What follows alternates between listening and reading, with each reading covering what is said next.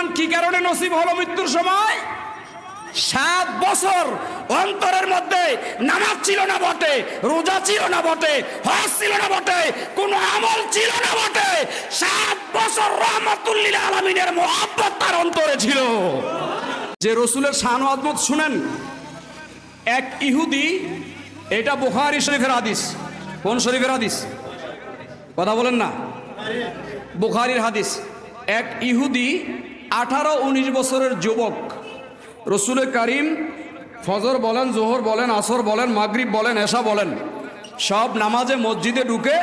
আর ওই ইহুদি ছেলেটা মা বাবার ভয়ে মুসলমান হতে পারে না, কিন্তু রসুলের মহব্বত তার অন্তরে আছে। রসুলের মহব্বত কি তার অন্তরে? রসুল জুতাগুলা খুলে রাখলেই ওই রসুলের জুতা মোবারক ইহুদি বুকে নিয়ে দাঁড়ায় থাকে। 1 বছর না 2 বছর না, প্রায় 7 বছর এই ইহুদি হুজুরের জুতা বুকে দাঁড়ায় থাকতো। 7 বছর পর একদিন ফজরের টাইমে রাহমাতুল লিল আলামিন জিজ্ঞাসা করে, আবু বকর, ইহুদি ছেলেটা আমি জুতা খোলা মাত্রই নিয়ে বুকে রাখতো, সে এখন কোথায়? তারে দেখি না। দেন আবু বকর বলছে, ইয়া রাসূলুল্লাহ, সে তো অসুস্থ হয়ে পড়েছে। আল্লাহর রাসূল বলে, চলো চলো আমরা তাকে দেখে আসি। বলেন না সুবহানাল্লাহ। রাহমাতুল লিল আলামিন কাকে বলে? ইহুদি অসুস্থ হয়ে গেছে, আল্লাহ রাসূল বলে দেখে আসি। আল্লাহর রাসূল দেখার জন্য বাড়িতে গেলেন। ইহুদি ছেলেটার বাবা অবাক হয়ে গেছে, কিরে আমরা ইহুদিরা রাহমাতুল লিল আলামিনের আদি শত্রু, কিন্তু আমার ছেলে অসুস্থ হয়ে গেছে, তিনি আমাদের বাড়িতে আইসা পড়ছে, তাহলে তো তিনি সাধারণ কোনো ব্যক্তি না। হুজুর গিয়া বিছানার মধ্যে বসছেন। বসার পরে ওই ইহুদি ছেলেটা হুজুরের দিকে তাকায়, তার বাবার দিকে তাকায়। হঠাৎ করে রাহমাতুল লিল আলামিনের চেহারা মোবারকটা একটু মলিন হয়ে গেল। কেন মলিন হলো? রাহমাতুল লিল আলামিন, আমার মুফতি সাহেব বলেছেন না যে রসুলের পাককে আল্লাহ পাক এমন এলেম দিয়েছেন। আরে হাদিস শরীফের মধ্যে আছে, তিবরানী শরীফের হাদিস, রসুল বলে, ইন্নী আরা মা লা তারাউনা ওয়া আসমাউ মা লা তাসমাউন। আমার রসুল বলতেছে, আমি যা দেখি তোমরা কেউ তা দেখো না, আমি রসুল যা শুনি তোমরা কেউ তা শোনো। আমার রসুল দেখে কি দেখে না? শোনে কি শোনে না? তো রসুল বলতেছে, আমার চেহারা মোবারক এজন্য মলিন হয়ে গেছে, আমি ইহুদি ছেলেটার পাশে বসতেই দেরি দেখি আজরাইল তার জান কবজ করার জন্য প্রস্তুত। আমি রাহমাতুল লিল আলামিন মনে মনে ইতস্ত করতে লাগলাম, 7 বছর রাহমাতুল লিল আলামিনের জুতা বুকে নিছে, আর সে এখন বেঈমান হয়ে মারা যাবে, তাহলে রাহমাতুল লিল আলামিনের ইজ্জত কোথায়? এজন্য আমার মুখটা মলিন হয়ে গেল। সাথে সাথে আল্লাহ পাক আজরাইলকে বলে, আজরাইল, আমি তোমাকে যথা টাইমে রুহু কবজ করার অনুমতি দিয়েছিলাম, যেহেতু রাহমাতুল লিল আলামিন ছেলেটার পাশে বসা, তুমি জান কবজ করা বন্ধ করো, একটু দূরে সরে যাও, দেখো আমার রাহমাতুল লিল আলামিন কি করে। আগে দেখো রাহমাতুল লিল আলামিন কি করে। রসুলের আগমনে আজরাইল দূরে সরে গেল, যথা টাইমে জান কবজ করতে পারে নাই, দূরে সরে দাঁড়ায় আছে। রাহমাতুল লিল আলামিন ছেলেটার দিকে তাকায়, কয়, বাবা 7 বছর মুহাম্মদ মুস্তাফার জুতার বোঝা, বুকে জুতার ধুলি নিয়েছ, আর এখন বেঈমান হয়ে মারা যাবে? না না, এটা তো হতে পারে না, তুমি পড়ে নাও কালিমা শরীফ। ছেলেটা বাবার দিকেও তাকায়, মায়ের দিকে তাকায়, হুজুরের দিকে তাকায়। ওর বাবা ডাক দিয়া বলতেছে, এই ছেলে, আমাদের দিকে তাকানো লাগবে না, রাহমাতুল লিল আলামিন যেটা বলে সেইটা শোনো। হুজুরের দিকে তাকাইলেন, হুজুর বলো, পড়ো লা ইলাহা ইল্লাল্লাহু মুহাম্মাদুর রাসূলুল্লাহ। ছেলেটা পড়ে নিল লা ইলাহা ইল্লাল্লাহু মুহাম্মাদুর রাসূলুল্লাহ। আল্লাহর হাবিব ডাক দিয়ে বলতেছে, আবু বকর, উমর, ওসমান, শেরে খোদা আলী, যদি বেহাস্তি লোক দেখতে চাও তাহলে এই লোকটাকে দেখো। জীবনে নামাজ পড়ছে করতো? কথা বলেন, নামাজ পড়ছে? তাহলে বেহাস্তি কেমন হইল? কথা বলেন।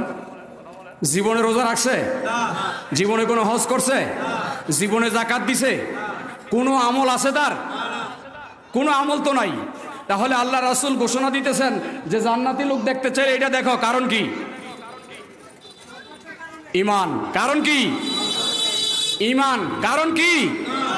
ঈমান আছে। ঈমান কি কারণে নসিব হলো মৃত্যুর সময়? 7 বছর অন্তরের মধ্যে নামাজ ছিল না বটে, রোজা ছিল না বটে, হজ ছিল না বটে, কোনো আমল ছিল না বটে, 7 বছর রাহমাতুল লিল আলামিনের মুহাব্বত তার অন্তরে ছিল। রাহমাতুল লিল আলামিনের মুহাব্বত থাকার কারণে ঈমান নিয়ে মৃত্যু নসিব হলো। বলেন না সুবহানাল্লাহ। আর আমরা মনে করি যে হ্যাঁ, আমরা নামাজ পড়তেছি মানে কত কিছু হয়ে গেলাম। আরে বেটা, ছোটকালে শিক্ষা দিতেছ নুরানির মধ্যে, আজ থেকে 40 বছর আগে, আমার বয়স 47 চলতেছে, 40 বছর আগে নুরানিতে পড়ছি। ওখানে লেখা আছে আল্লাহ নবী সাল্লাল্লাহু আলাইহি ওয়াসাল্লাম, কোন হুজুর এই হাদিস পড়ায় না? মুফতি সাহেব পড়ায় না? আলিয়া মাদ্রাসায় কোন, কওমি মাদ্রাসায় কোন, বর্তমান ইসলামিক ফাউন্ডেশনে যেই আপনার শিশু ওই মসজিদের মধ্যে যে শিক্ষা, ওখানেও গিয়ে দেখবেন লেখা আছে আখলিস দীনাকা ইয়াফিকাল আমালুল কলিল।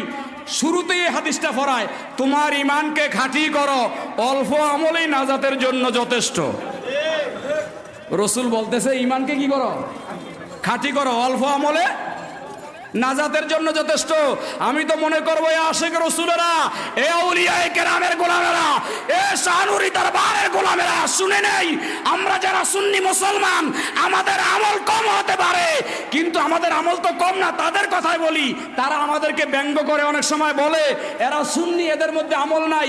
আমি তো তাকায়া দেখছি এরা আমাদেরকে ব্যঙ্গ করে বটে, কিন্তু আমাদের মধ্যে আমল বেশি। এই ওহাবিরা না সবে বরাত করে, না সবে মেরাজ করে, না সবে কদর করে, কোন নফল আমল এদের মধ্যে নাই। আছে হুজুর নফল আমল আছে? সবে বরাত তাইলে কয় বেদাত, কি কয়? সবে মেরাজ কয় বেদাত। ওই টাইমে সুন্নিরা নামাজ পড়ে না, পড়ে না? তো সুন্নিরা আমল বেশি করে না এরা বেশি করে? হ্যাঁ, সুন্নিরা আমল বেশি করে, আউয়াবিন পড়ে, এশাক পড়ে, তাহাজ্জুদ পড়ে, এত কিছু চাষ পড়ে, সুন্নিরা এত আমল করে। আর এদেরকে বলে, আর এরা কিন্তু বেশি আমল করে না। এরা আমল করে কি জানেন? ওই 5 ওয়াক্ত নামাজ কোন রকম, আমার মনে হয় এইটাও পড়তো না।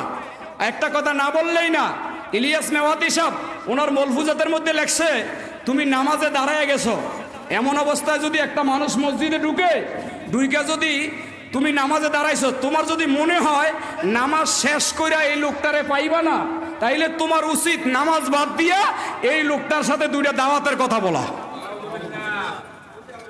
মানে নামাজের চেয়েও বেশি গুরুত্ব দিয়া দিল।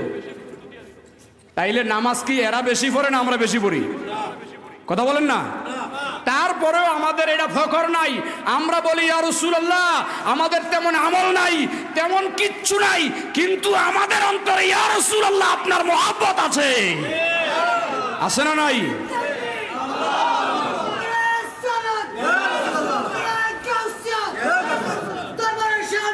জিন্দাবাদ, জিন্দাবাদ। আমাদের মধ্যে নবীর মহব্বত আছে না নাই? আর নবীর মহব্বত থাকলে নবী উপস্থিত হয়ে যাবে।